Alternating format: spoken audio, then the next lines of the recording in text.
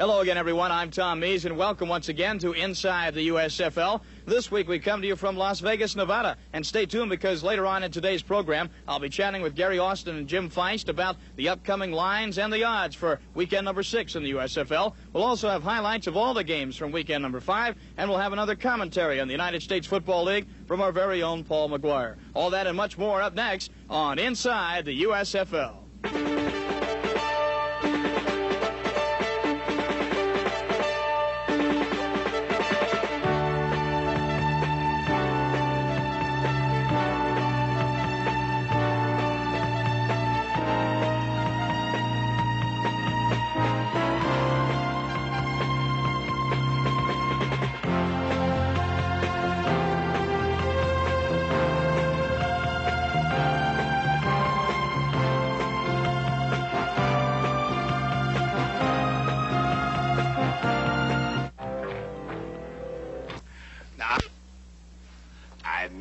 Start locking people out. Life so far this football season for New Jersey Generals fans has been sort of like a desert wasteland. Nothing to show. 0 for 4 in the win-loss column, and not a big game either for their star running back Herschel Walker. All that changed last Sunday evening in Tempe, Arizona, as Walker and his teammates got their act together for a big win against the Arizona Wranglers. The New Jersey Generals had to go to the land of the sun to pick up their first win of the year, but pick it up they did, trailing 3-0 in the first quarter, however, with New Jersey on top. Arizona quarterback Alan Risher says, oh yeah, he finds Jackie Flowers for a 35-yard touchdown. The Wranglers lead at 7-3. But in the second quarter, after an Alan Risher interception, New Jersey takes over, and watch Bobby Scott find wide receiver Larry Brodsky 31 yards for a touchdown. The Generals vault on top 10-7. After another Dave Jacobs field goal made it 13-7, 19 seconds left in the half. Risher looks left and finds Jackie Flowers again. The Wranglers take a 14-13 lead at halftime, and the Generals are going, oh no, here we go again. But in the third quarter, Herschel Walker took over. From the Arizona 19, some nifty running by number 34 put New Jersey ahead to stay. They added a 2-point conversion to take a 21-14 lead. And later on in the game, in the fourth quarter of play at the Arizona 4-yard line, watch Herschel Walker use his strength as he bowls into the end zone. New Jersey led at 28-14. But Arizona was far from through. Alan Risher, the rookie out of LSU, is having such a fine year, would find a wide-open Jackie Flowers for the third time on this night. 62 yards and a touchdown. The kid from Florida State goes in untouched. It's 28-21 Generals. But once more, Herschel Walker would say, not tonight, fellas. We're finally going to win one. Herschel ran for 177 yards in this game. Here are a couple more of them on into the end zone for his third touchdown. The New Jersey Generals have their first win ever in the USFL over Arizona. The final, New Jersey 35 and Arizona 21. Meanwhile, last Monday night at the Silverdome in Detroit, Denver Gold looking for its third straight win over the hapless Michigan Panthers. First quarter, no score. Denver back to punt. Anthony Carter back to field it, but watch what happens. The up man, linebacker Put Schultz, audibilizes, calls his own number on the fake. And watch him now as Anthony Carter tries to get him. Nobody's going to get him. Schultz goes 58 yards into the end zone for a Denver Gold touchdown. Panthers finally get going near the end of the half. This draw call to Cleo Miller on 3rd and 7 keeps the Michigan drive alive. Miller getting down to the 4. 3 plays later, Bobby Hebert, the keeper, goes into the end zone. The point after was missed. Denver led it 7-6 at the half. Third quarter, Bobby Hebert has just snuck in another one. And now we're going to go for a 2-point conversion. He makes it. The Panthers lead 14-7. Late in the third quarter, though, quarterback Kenny Johnson for Denver on a roll completes his 4th pass in 4 plays to Vic James, and we're tied at 14.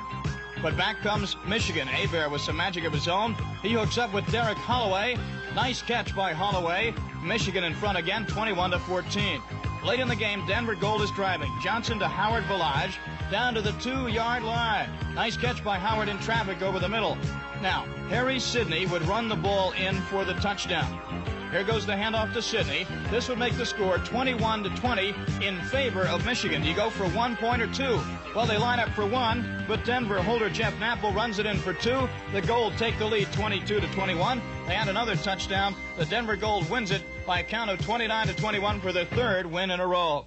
Then last weekend, the site was in Philadelphia. Last Sunday afternoon at Veterans Stadium, the Philadelphia Stars and the Washington Federals. First quarter, Stars first possession. From the I formation, Kelvin Bryant scores from 3 yards out. PAT was missed, 6-0 Philadelphia. After Federals cut it to 6-3 on a field goal, Philadelphia quarterback Chuck Fusina Graham would fake the handoff, roll to his left, and hit tight end Steve Folsom for an 8-yard touchdown. Stars led at 13-3 at halftime. In the third quarter, Kelman Bryant was sent to the sidelines with a bruise on his chest. So his replacement, Alan Harbin, says thank you very much. The rookie from Cincinnati takes a swing pass and goes on in to score. It is 20-3.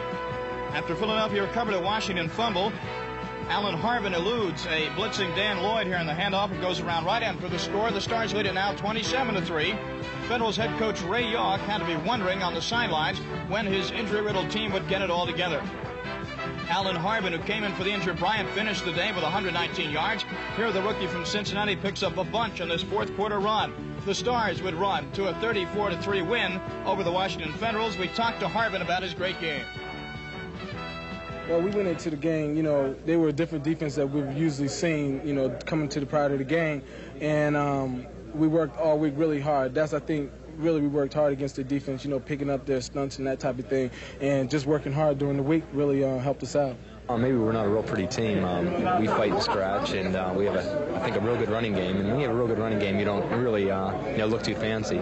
We got some tough, hard-nosed ball players, and so far it's been pretty effective for us. Chuck, you know, is a very conscientious, hard-working guy, intelligent guy, good athlete, and he's really, from the first day of camp, he's improved every week. He had a tough week last week with Tampa Bay, but he really hadn't been able to practice much going into the game because he'd had that injury. So this week he really worked hard.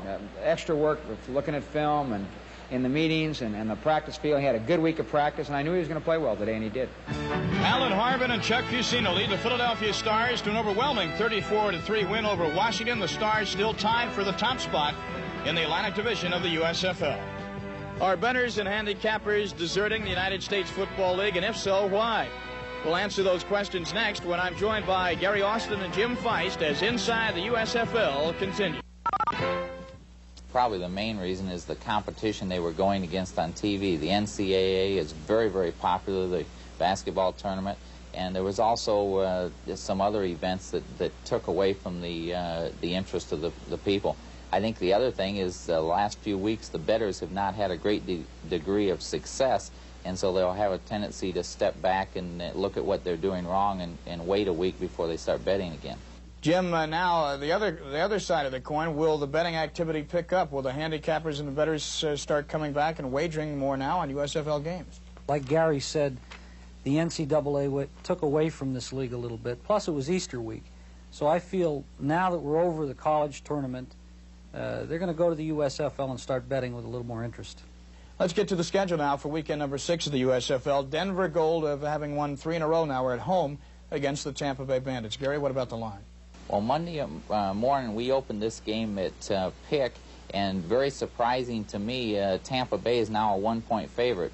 And I thought possibly Denver would go to the favorite, but right now Tampa's a 1-point favorite. Jim, how do you see this game? Do you think that Tampa Bay should be a road favorite in this one? Well, for my money, they have the wrong favorite in the game. I feel that Denver has put their act together. They changed quarterbacks after losing the first 2 games. They sat Napple down and put in Ken Johnson. They're starting to develop an offense, and they've always had a good, scrappy defense.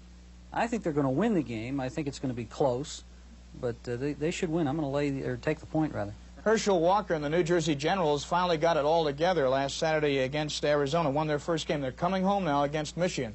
Gary, how do you see this game? Well, New Jersey's been an up-and-down team. Now, the bettors got the money last week because they did bet very heavy on New Jersey. And we've established New Jersey a 3-point favorite this week, and we're hoping, so far that's been solid. There's been no change since we opened the number. Jim, I know you've been supporting the Generals throughout most of the season. Are you going to go with them again? Jersey, this is an important game for them and the franchise. They've won a game. Herschel's established himself a little bit. They gained almost 500 yards last week. I think they might even get more than that this week. It's going to be a high-scoring game, but I'm going to lay the points with the Generals. A lot of people call the Boston Breakers the Lucky Breakers. They say they're not really that good. They're at home against the Oakland Invaders this weekend, Gary, and I think you like them again at home in Nickerson Field. Well, we're establishing Boston as a 3-point favorite this week. And last week, they have been very lucky, but they also played some good football last week, and so far that's been a real solid line. Jim, what about the Invaders? Last week they seemed to have some trouble with their offense. Can they get it together against Boston?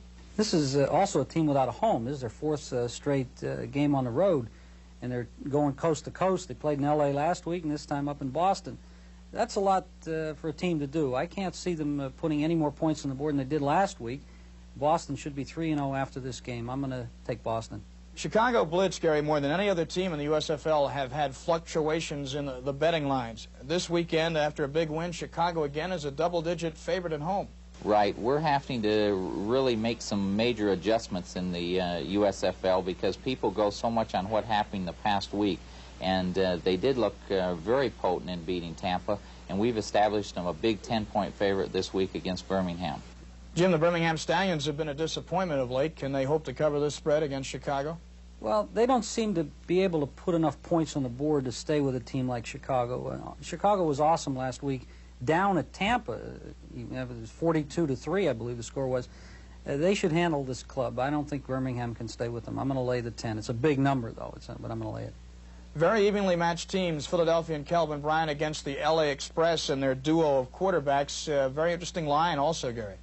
I think personally this is probably the best game of the week. These are two pretty good football teams. I think when the season's over you'll see both these teams very likely be in the playoffs. And we've established Los Angeles a 1-point favorite over Philadelphia, and I do think this will be a nip-and-tuck game all the way. The LA Express are home, Jim. Philadelphia is a 1-point underdog in this game, but it looks like they may be a good bet. Well, you're playing L.A. at home. L.A.'s a tough team at home, but I'm going to take Philadelphia in this game. They're averaging almost 200 yards per game on the ground, and L.A. has not been able to move the ball on the ground, which means their defense is going to be on the field a lot. And I don't really like this two-quarterback system that Campbell's using out there. I think Philadelphia, no matter who's in the backfield, is going to move the ball. And USFL season, giving his commentary on the United States Football League. And Paul, I'd be interested to know, as we approach week number 6 now, the USFL season, the 1/3 mark of the season, the teams that were predicted to a strip in Las Vegas where tourists like to go from casino to casino trying to roll up some impressive numbers for their bank account. Well, speaking of numbers, the Chicago Blitz rolled up some impressive numbers on their side of the scoreboard last Saturday night as they totally dominated the previously undefeated Tampa Bay Bandits. The domination started in the first quarter of play at rainy Tampa Stadium, a game seen live on ESPN last Saturday night. Blitz quarterback Greg Landry, the NFL veteran, he would connect with rookie Trumaine Johnson out of Grambling. This play would go for 45 yards. Look at Johnson split the defense. Chicago is off early with a 7-0 lead. The Bandits' biggest play of the first half came early in the second quarter on a 3rd and 2. John Reeves hits Danny Buggs. The former Washington Redskin goes down the sideline for a 51-yard gain, but all the Bandits would get out of this great play would be 3 points, and it would turn out to be their only 3 points of the evening. Middle of the second quarter, the Blitz have just turned it over on a Tim Spencer fumble, but John Reeves is intercepted by Luther Bradley. Remember that name. Bradley's second interception of this game at this point. That set up Kevin Long's touchdown. Steve Spurrier, the coach of the Bandits, on the sidelines. What's going on? You know, come on, guys. Play a little defense out there. First play of the second half, though.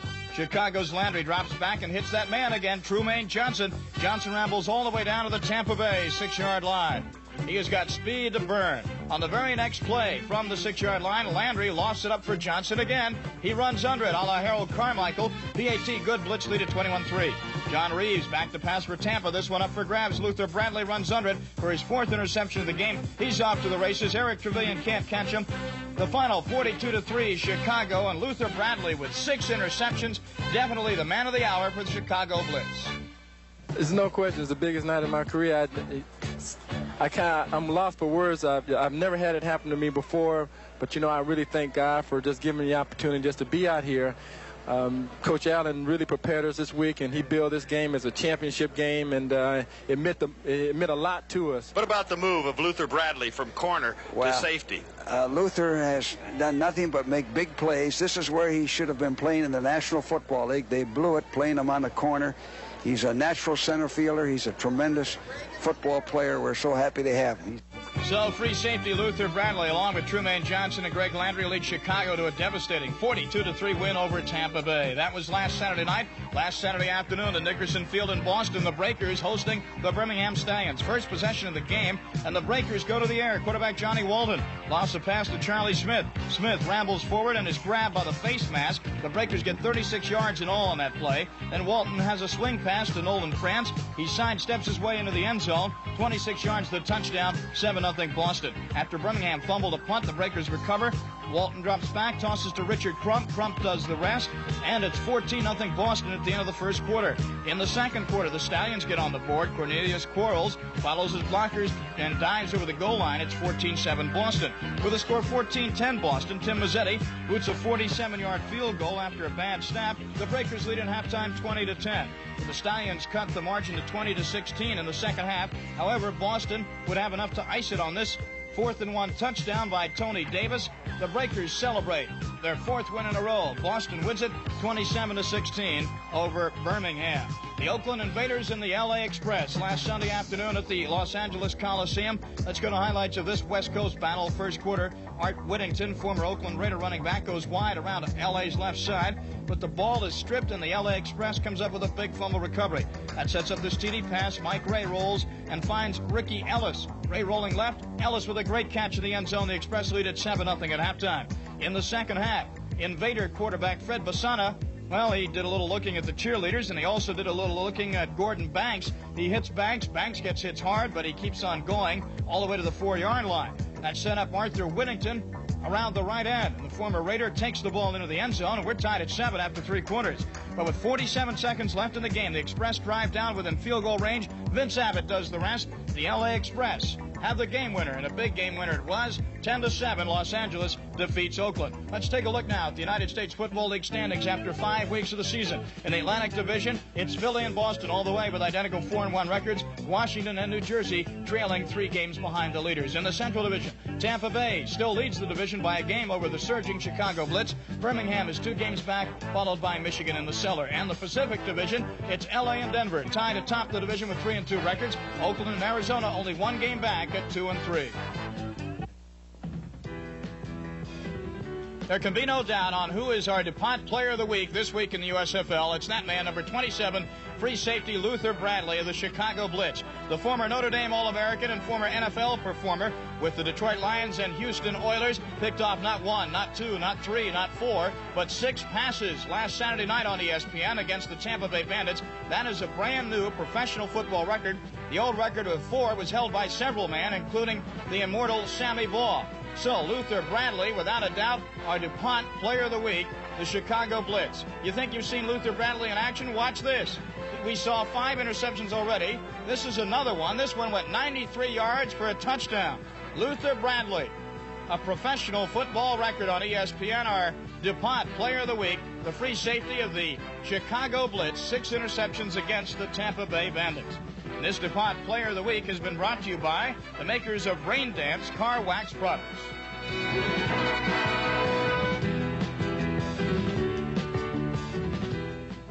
Rain dancing on your car's finish means the wax protection isn't finished.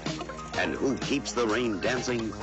Rain Dance. It's guaranteed to last longer than the leading car wax, paste, or poly.